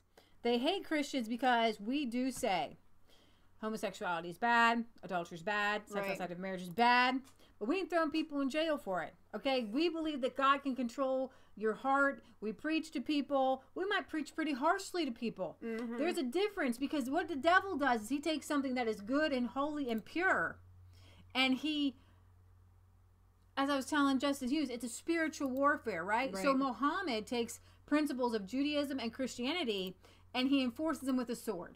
And Jesus said, put down your sword. He did. Jesus does not enforce moral codes through the sword. Well, yes and no, because at one point at the end, he's like, dude, you're going to need this sword. Sell your clothes. Who says that for defense? And buy your sword. I'm just saying that some people can get a little bit confused about those two Jesus scriptures. does not enforce moral code with a sword. He didn't say carry the sword to enforce moral code. Exactly. He said to carry it to protect yourself. Yeah. So, all right. And here we go. Another crazy tidbit. All inmates in New York prison system, we're going to get free tablets. No! Are you ready? No. Inmates across New York State. Assemblyman Steve Hawley says Hang on. We're going to start this over. Here's a story that has sparked a lot of debate on our WKBW Facebook page for 2 days now. New York State inmates receiving free computer tablets. Now, ever since we first posted this story yesterday, hundreds of people have shared it and they've commented saying that this is ridiculous and other people are more deserving of a free computer. But as 7 Eyewitness News reporter Christy Maia tells us tonight, some people argue this is the right move because it will help inmates with their lives after they get out of prison. These tablets are sparking debate. They'll soon be in the hands of prison inmates across New York State.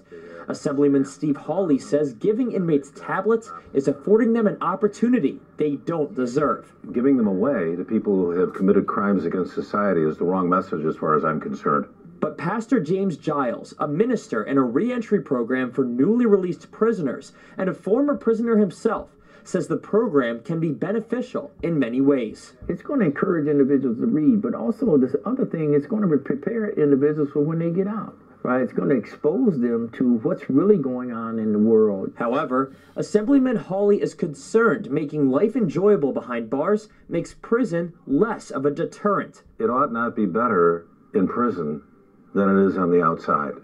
And I believe that that's part of the reason that the recidivism rate back into the prison system is because it's better on the inside than it is on the outside. Assemblyman Hawley is now contacting Governor Cuomo, asking him to abandon the program. It's still not clear when the tablets will be distributed, but when the inmates get them, they'll have only select capabilities.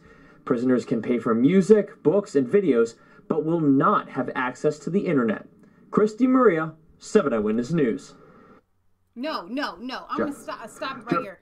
Jeff. Worth a Look says that this is happening also in the UK. This is infuriating to me because here is the thing.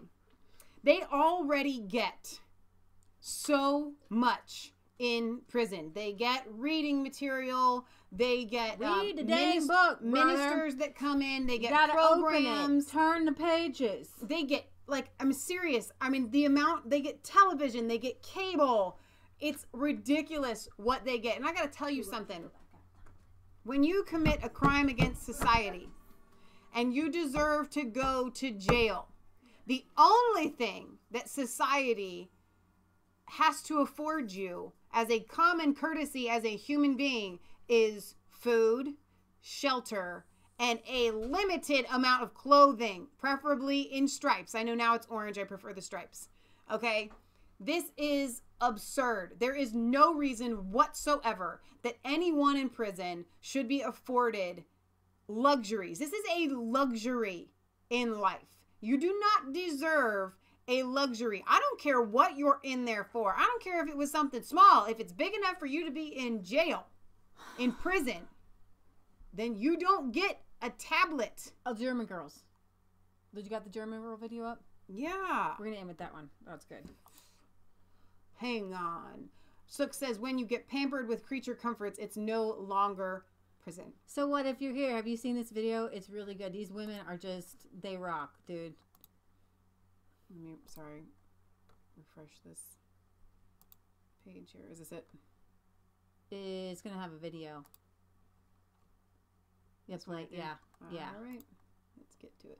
It's called #120. It's a German group. German Women Rise Up. Mein Name ist Mia. Mein Name ist Maria. Mein Name ist Eva.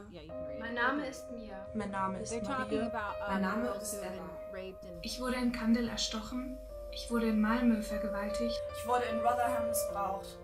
Und ich wurde in Stockholm überfahren. Es dauerte stundenlang. Keiner war da, um mir zu helfen. Ich bin irgendeine Frau. Ich bin Mia, Maria und Eva. Sie könnten ich sein und ich könnte sie sein. Sie könnten ich sein und ich könnte sie sein. Die Täter lauern überall. Wenn wir im Park joggen gehen, wenn wir abends von der Arbeit nach Hause kommen, wenn wir an der Bushaltestelle warten. Wir sind nicht sicher, weil ihr uns nicht schützt. Weil ihr euch weigert, unsere Grenzen zu sichern. Weil ihr euch weigert zu kontrollieren, wer hereinkommt. Weil ihr euch weigert, Straftäter abzuschieben. Weil ihr lieber jede Kritik an euch zensiert, als uns ernst zu nehmen. Weil ihr uns lieber sterben lasst, als eure Fehler einzuräumen. Wegen eurer Zuwanderungspolitik stehen wir bald einer Mehrheit von jungen Männern aus archaischen, frauenfeindlichen Gesellschaften gegenüber. Ihr habt das gewusst und ihr habt das in Kauf genommen. Ihr habt das gewusst. Ihr habt es in Kauf genommen. Ihr habt uns preisgegeben. Ihr habt uns geopfert. Ihr predigt Feminismus und Frauenrechte. Dabei seid ihr die wahren Frauenfeinde. Wir sind die Erinnerung an die Opfer. Wir sind euer schlechtes Gewissen und wir suchen euch heim. Wir sind das, was ihr verdrängen wollt. Aber wir gehen nicht mehr weg. Wir sind kein Freiwill, keine Sklavinnen, keine Kriegsbeute und keine Kollateralschäden. Wir sind die Töchter Europas. Wir sind die Töchter Europas. Wir sind die Töchter Europas. Wir sind die Töchter Europas. Ihr erinnert uns an jede Vergewaltigte, Missbrauchte, Ermordete und Vergessene. Wir werden sie euch und allen ins Gedächtnis rufen. Wir haben lange genug geschwiegen. Jetzt beginnt unser Widerstand. Mütter, Frauen, Schwestern, Töchter Europas. Dieser Staat wird euch nicht schützen. Niemand weiß, wer von uns die Nächste ist. Nimm dein Schicksal selber in die Hand. Denn dein Name ist Mia.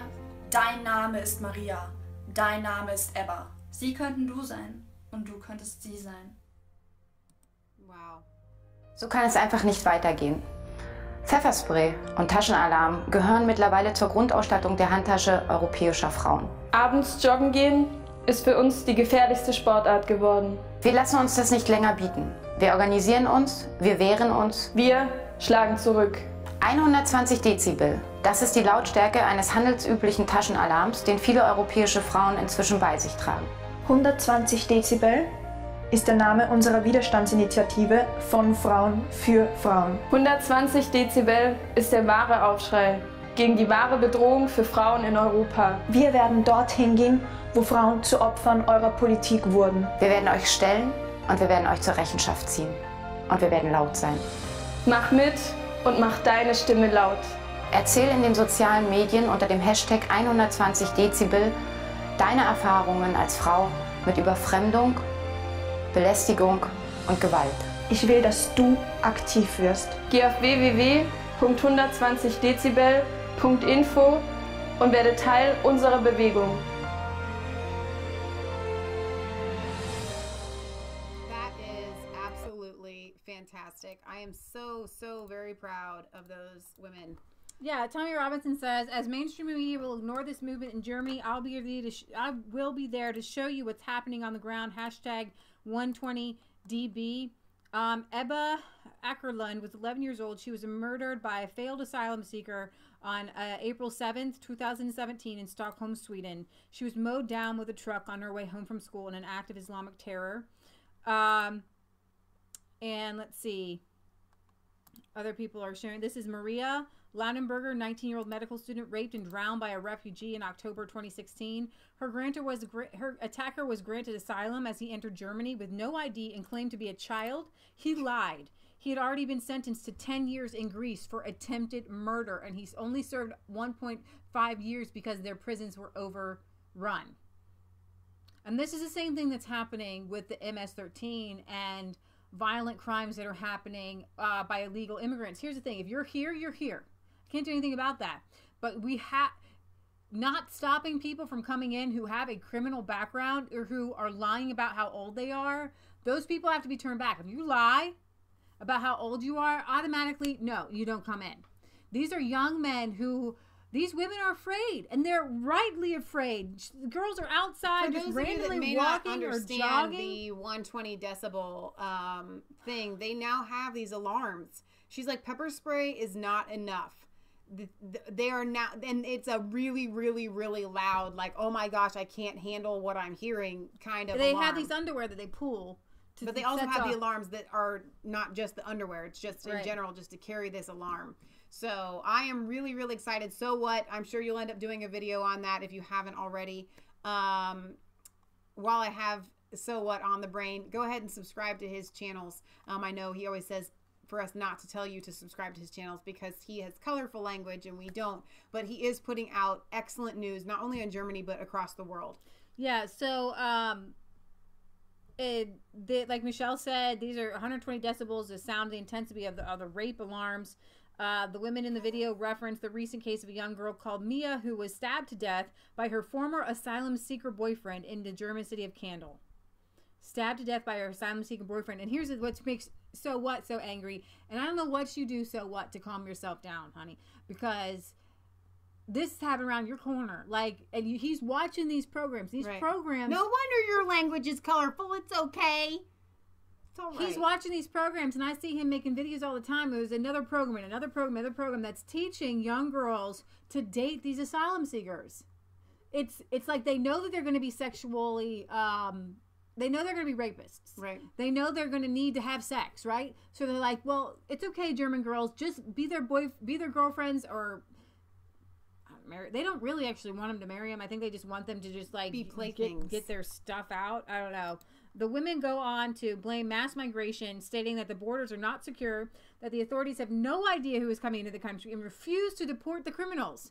They refuse. As that one we watched on Sunday, that one criminal said, Germany's great for criminals. They think that you get a second chance and a third chance. They don't even arrest you and take you to jail. They send you a note in the mail. They send you home and said, we'll send you a letter when it's time for your turn to serve in jail. They don't even have bail. It's like you just get dismissed on your own recognizance. From September of last year, migrant rape attacks up 91% in Bavaria, Germany. The number of deportations in Germany decreased in 2017, despite promises of German Chancellor Angela Merkel in 2016 to deport 100,000 failed asylum seekers. That means you don't deserve to be here. They failed asylum. You don't need to be here. Because of your immigration policies, we are soon facing a majority of young men who come from archaic societies with no women's rights. That's all you need to say. They come from archaic societies with no women's rights. Somalia. Female genital mutilations, like 90-some-odd%, like 98%. Just hack them. Stop it. Oh. Whack them. Right? If a girl turns you down for a date, it's okay to like smack her. And there was one where a girl was all bloodied in Sweden because she turned down a guy's advances and he broke a bottle over her face. The authorities can't find the guy. Go figure.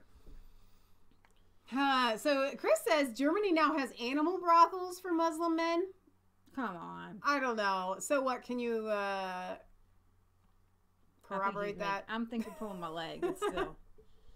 All right. I think we're good. Okay, so before we sign off, I have a couple of things that I want to do for fun now that that's been not awesome. Don't forget the hashtag 120 DB. Here you go, Leah. For those of you that did not see, on this Saturday, I have that one fun thing to do. We actually have 3 fun things we're going to do. I'm not going to do all of mine, just a little bit of it. For those of you that did not see the video that I made, this coming Saturday, we are going to do a live show. It's going to be a pre-Super Bowl show where we're going to do a competition. UK foods versus US foods and many more differences between the UK and the US. All right. There are many, many differences. And we have a massive amount of UK viewers. And so I want you guys to join us on Saturday. And this is the video that I did. From the UK, you may consider these to be chips. But I have news for you. If you're from the United States, these are chips. Okay? These are not considered chips. These are French fries. Okay? Some of us refer to these as steak fries, but they still fries, man. Put me thinking I'm finna show them some things. Potato chips. Now, if you're from the UK, you would consider these to be crisps. I had it right. Now, I get that, because they're kind of crispy. Like, I do. I get it. But the difference is, this is accompanied by fish, in which case it makes sense to call it chips. Fish and chips. These are more for like a barbecue chips. And we just call these French fries. They all just French fries. Okay? So, here's the deal, y'all. We're going to be doing a fun episode with your favorite UK correspondent and mine, Mr. Horatio. Okay, isn't that Horatio is going to help us decipher between chips and chips. Give me fries. Give me that. Give me Horatio. Chips. I'm very excited about this. This episode is going to be taking place on Saturday at 11 p.m. Eastern Standard Time. It's not 11 p.m. It is going to be at 11 a.m. Eastern Standard Time this coming Saturday. So on this video that I have done here that you're seeing, I want you guys to leave more comments. You've already left a lot, but go ahead and leave some more of the differences that you can see between the United States and the UK. You might be in America if you're just hiking and you're randomly near a gun range and bang, bang, bang the whole time you're walking. Horatio said he thought it was Horatio hunting season when the video played. But here's the thing. We do 2 main walks during the week, and both are by gun ranges. Yeah. This is America, guys. Whereas gun ranges, people shoot guns. That's what we're used to it. But I'm going to play this one behind me because I can hear it better. Are you sure? Yeah. Because I can hear it better. That's cool. That's cool. And this one actually goes perfectly along with that, gun shooting. I'm just no introduction ready. This I get it. So I like funny. the segue. I love this guy. This is what Leah just blasted. And then they came, and then I learned 5 things. Whoa. Here go 5 things I learned about inviting your white. Over. So I invited some of my white homeboys to the gun range with me, thinking I'm finna show them some things. And then they came, and then I learned 5 things. Here go 5 things I learned about inviting your white friends to shoot at the gun range with you. 5.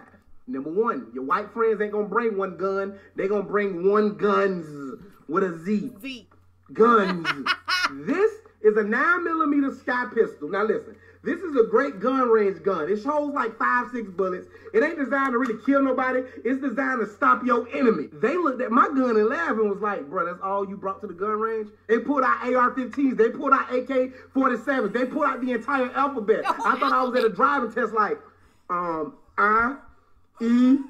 Y'all know what he's talking about, too. Tank, that's an army tank. But you bringing guns in here like the world's in here. Like when I go back outside, there ain't gonna be no more earth out there. We gonna walk out there and I'm gonna be like, bro, was flat earth real? Where did everything go? We are standing on the edge of tomorrow, literally. If you are planning on going to the gun range with your white friends, bring guns, buy guns, borrow guns. Because they are going to have guns with a Z at the end. Guns. Number 2, I learned that the gun burst, don't make them jump. If you're a gun person, then you know what a Ruger do. A Ruger, when you... Pause it right there. Now, Leah pointed out this really good example. When we were filming that show, I just showed you a minute ago, and the guns were going off in the background, I didn't even hear them. It like literally didn't register in my brain. And then after the fact, and then Horatio said it felt like Horatio hunting season. I was like, oh yeah, we're by that gun range. And then everyone was commenting like, there's guns in the background. I'm like, I didn't even hear it. So we do hear it when we're walking, but it's one of those things like we know it's there, and it's just a thing. Squeeze it, it feel like the whole earth is shaking. But I gotta be the only person in the world that they can hear every single thing outside. They can hear birds chirp. They can hear the earth grow. They can hear grass get long. I legit put the gun right beside Kevin Kirby, which was my homeboy. The gun beside his ear. Bam, bam, bam, bam. He took off his earmuff like, you good? You good? You good, bro? You good, bro? Bro, you clearly are deaf in that ear. I heard you, dog. I ain't deaf in this ear. You can hear everything but gun sounds. I don't get it. I don't understand it. And I'm not going to question it. That's between you and whatever happened in your childhood. Number 2, they do not jump. Number 3, an hour is never enough time for gunfire for them. Now, the Alamo in Naples, Florida charges you $15 to shoot for a whole hour at that lane. No, hell no. Gosh, no. They don't think an hour is enough. We was at this lane for an hour, and I was like packing up my stuff like, okay, dog, I'm kind of ready to go. Now, here you go, Josh. Go put another 20 on lane 3. We finna stay like at least another like 3-4 more hours. Hope you ain't got nothing to do today. Kirby, we came to the gun range on Tuesday, dog. It's Friday, dog. I just kind of want to go home. Y'all can shoot forever. How? I don't know. My wrists be hurting. I got other things I like to do with my wrists, and you clearly just don't even care. That's why your left arm's so big. That's why your forearm big. Because you call this a chicken wing. Number 4. I don't know where they buy their bullets from. I don't know if their bullets are cheaper, but they have an unsurmountable, limitable supply of ammunition. I don't know if their daddy is a bullet maker. I don't know if they green bullets and they appear under their pillows. I don't know what it is. They have bullets. They'll pull the bullets out their pocket. They open in their wallet. Bullets falling out. Taking off their hat. Bullets right here. Put them into their gun. Opening their mouth. Bullets falling out. Like, where the hell are y'all getting all these bullets from? And who are you going to war with? Because if you finna go to war over there, let me stay over this side. Listen, I'm prepared to protect my home. You got enough bullets to protect my home, your home, homes of people that are unknown. Who are you fighting? The fifth thing to know before going to shoot with your white friends, your gun better have a name to it. I call my gun a 9mm. I call my other gun a Smith & Wesson 9mm. Nah. Kevin called his AK Bertha. He called his AR-15 Chucky. I say, Kirby, why do you call it Chucky, dog? I thought he was going to say something neat like, it's like scary or something. He said, nah, because when it's fire, it sounds like it's saying, umbalala shimbela, umbalala shimbela. I've never thought to name a gun. I just called it a gun because that's what it is. G-U-N, that's fun. It's like, it's a gun. It's a 9mm. I didn't know I had to call my gun Frederick Douglass or Martin Luther King because it's all black or something like that. I don't know. If you finna go out, make sure your gun got a nickname. Because if not, they're going to point you out. They might put the fire on you. You can't get out the lane because you in there for 3 or 4 hours. So you can't tell nobody. You can't knock on the door and say, I don't want to be in here. Then he give you that look. You start seeing bullets drops and stuff like that. And then you can't whisper, hey, I need help. Because he clearly can hear that. But he can't hear the sound of the gunshots firing and stuff like that. You know what? I'm in a long time. Tell me that was not a riot. I thought that was hilarious. Now, I have to tell you, we don't name our guns. I like 9mm the AR, that's just what they are called. The Ruger, I get it. So I'm with him on a lot of these things. But I don't think it's just white people. I think it's gun aficionados. And that's who he went to the range with. But still, it is hilarious. These people take it seriously. Otto just left the chat, but Otto, you got to have ammo, man. Chris says that was spot on.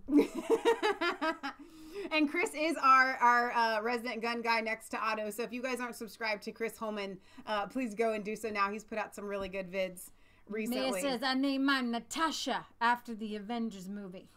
I love that Maia has a gun and Natasha is so fitting. I do like the Avengers. Shame here. Leah does not care for my one movie. You can tell the difference between gangbangers, as Scotty's pointing out, and people who are gun aficionados. Because we told you we've been at the gun range, and they shoot like this. They literally get up and they shoot like this. Now I get it. Pow. At first, I didn't understand why they shot like that at the range. Because when we go and shoot, I mean, I take it very seriously when I set up. I mean, I'm just one of the guns are not my thing. We do it because I feel it's important for us to know how to use them. I don't like to, but we do. So when I get in my stance, and I got my shoulders right, I got my elbows kind of bent, and I'm looking. I like to close my eyes. Some people do I'd be not. afraid you shoot yourself in the foot because you got to raise that thing up. I mean, I take the stance, like literally, kind of get yourself ready. One leg in the front, one leg in the back. I'm kind of like, and then I'm ready. I'm ready to receive the recoil, everything. That's how I was taught. But I get why they do that because it goes to show when they plan on using that weapon, it's got to be sideways. So they need to practice. Out the window, baby. How they going to be using it. Out the window. Bang, bang. Like, seriously. And they got to look cool, too. You know what I'm saying? So practice the way you're going to be using your weapon. That makes total sense to me, actually, in fact. So what says nobody shoots like that? These people did. They just so happened to be black, and that's what they were doing. Let's see. Eric says, the only gun I've ever named is 4-foot-long rabbit-eared double barrel, and I called it Granddaddy's gun. I like that. Wow. Jim West said, I just have a slingshot like David versus Goliath, but hit myself with it probably. I should have said that in a UK accent. That's funny. Yeah, because you guys, getting guns in the UK is a little bit more difficult. I think you have to be wealthy rich or something. Amber says, we have a bunch of ammo and guns. We will be at the range all day. We've been at the range not all day, but for a while. Would just stay as long as. But it's expensive for one. And I get what this guy was saying. Like, where they getting their bullets? Where they getting their bullets? I don't know where they getting their bullets because bullets are expensive. When I go and I practice on the 9mm, it's like every shot there go 50 cents. Like, bang, there it goes. There goes another 50 cents. And so I'm cheap. Like, seriously. I don't, they're not really 50 cents. That's why Kansas likes to shoot with 22 rifle. I love the 22. They're cheap. You can get a bucket of them. They're more fun. I think that helps with the target actual practice there. But you need to practice on every gun that you're going to be using. Tawana Lynn says, my dog Maya is named says her range is her backyard, which is actually the easiest. Kansas is kind of always looking for, he likes to shoot outside, hates gun ranges. Right. Kate says you also should practice with your non-dominant hand just in case you can't use your dominant hand. Interesting tidbit about Michelle. When I was going, our gun instructor taught us to shoot with one eye closed. Now, again, I've heard that some people say, why would you do that? You need to have both eyes open. I prefer with one eye closed. I can focus in. But you need to be right eye or left eye dominant. And usually if you're right-handed, then you're right eye dominant. I'm not. I'm right-handed, left eye dominant, and it's easier for me to switch my shooting than it is my eye. So I shoot left-handed, even though I'm not ambidextrous in any other sense of the word at all. But I think that's a really good tip. So lastly, speaking of Maia, one more fun thing here we're going to do. So Say Perfect has a channel that we absolutely love here on Resistance Chicks. We get a big kick out of them. Now, Maia is one of our moderators. Say Perfect is her brother, the fat boy. You may have seen him in the comments. Also, they are part of a beautiful family, and they all have these wonderfully biblical names. Uriah, Benaniah, Hananiah, Hadassah, all these, they're a beautiful family. They did a skit that I died laughing. Well, I've watched it 3 times. It's hilarious. It is absolutely hilarious. So we're going to play that right now for you guys.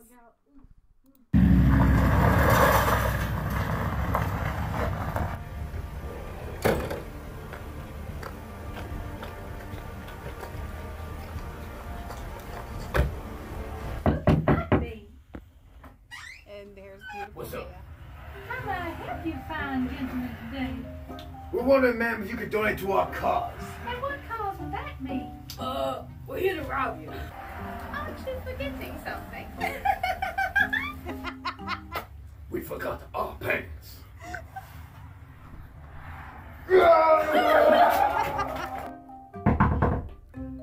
The camera shots, you guys, this is so good. Well, hello. How may I help you gentlemen today? What's up? How you doing? Hey, Doug. Remember us? Wait, aren't you the guys who just tried to rob me a little bit ago? We were. Wait. We forgot our mask. Okay.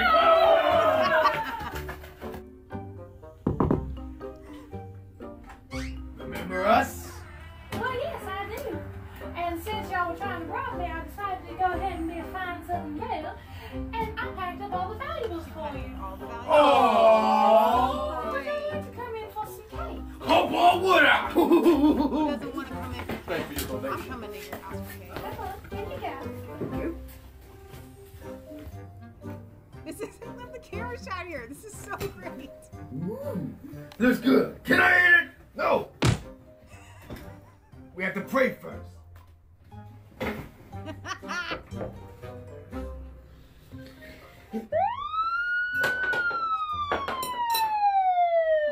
on time. Good thing I always host a luncheon for the boys in blue every Wednesday. No, we were just leaving. Yep, thank you. See ya. Just noticed Leaving that. so soon? I clearly stayed for lunch and dinner, but I gotta go. Can I take this? If you like. Oh, thank you. That See ya.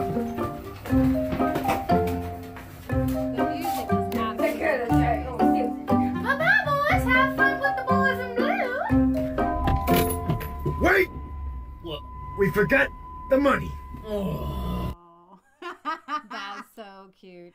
That was absolutely fun. So if you guys are not subscribed here to Say Perfect's channel, listen, we have 10,000 subscribers. these subscribers right here, y'all people, everybody in the chat right now, if you're not subscribed, you need to go and be subscribed to Say's channel because he is very punny. He's a very, very punny young man. Thank you very much for that, Say, and the entire family that belongs to Maia. You guys are dolls. We love you. 2 hours. We've been going for 2 hours. We're going to sign off. I want to thank you all for being with us this evening. Don't forget to like, comment, and subscribe to Mass Faith 3, Resistance Chick, So What, Chris Holman, Say Perfect. Ring the bell for notifications. Find us on Facebook. Follow us on Twitter. Meet us back here on Friday, which is tomorrow at 6 p.m. Eastern Standard Time for our regular Friday weekly roundup.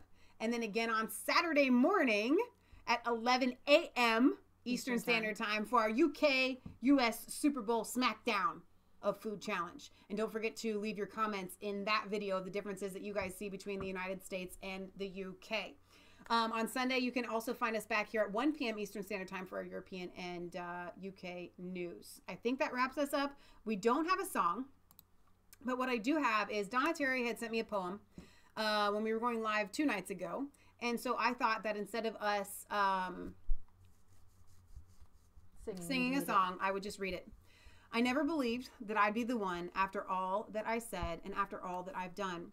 I've been given mercy that I don't deserve. There's power in prayer. My prayers have been heard. I could have continued the path that I chose. My life had no meaning and was riddled with woes. But lightness entered when I took a stand by kneeling for prayer and folding my hands. There's power in prayer. My prayers have been heard. Gone is the darkness. I live by God's word. Beautiful, Donna. And that is absolutely lovely. Thank you for submitting. Donna has actually submitted a couple of her poems to us, and they are very, very fitting and very beautiful. So thank you very much for allowing us a little sneak peek into your talent. So... All right, thank you to our moderators. Amber was here. Worth a look. Donna Terry, who's now a moderator. Gary, Maia. 3 a.m. You need to go to bed, Y'all people need to go to bed. Sooks was here. So we love you guys. God loves you. God bless. And we will see you back here tomorrow night for our weekly roundup. Bye, guys. Roundup. And the memo, baby. Hopefully. And the memo. It's got to be the memo. It's got to be the memo. Oh, Jesus. Memo.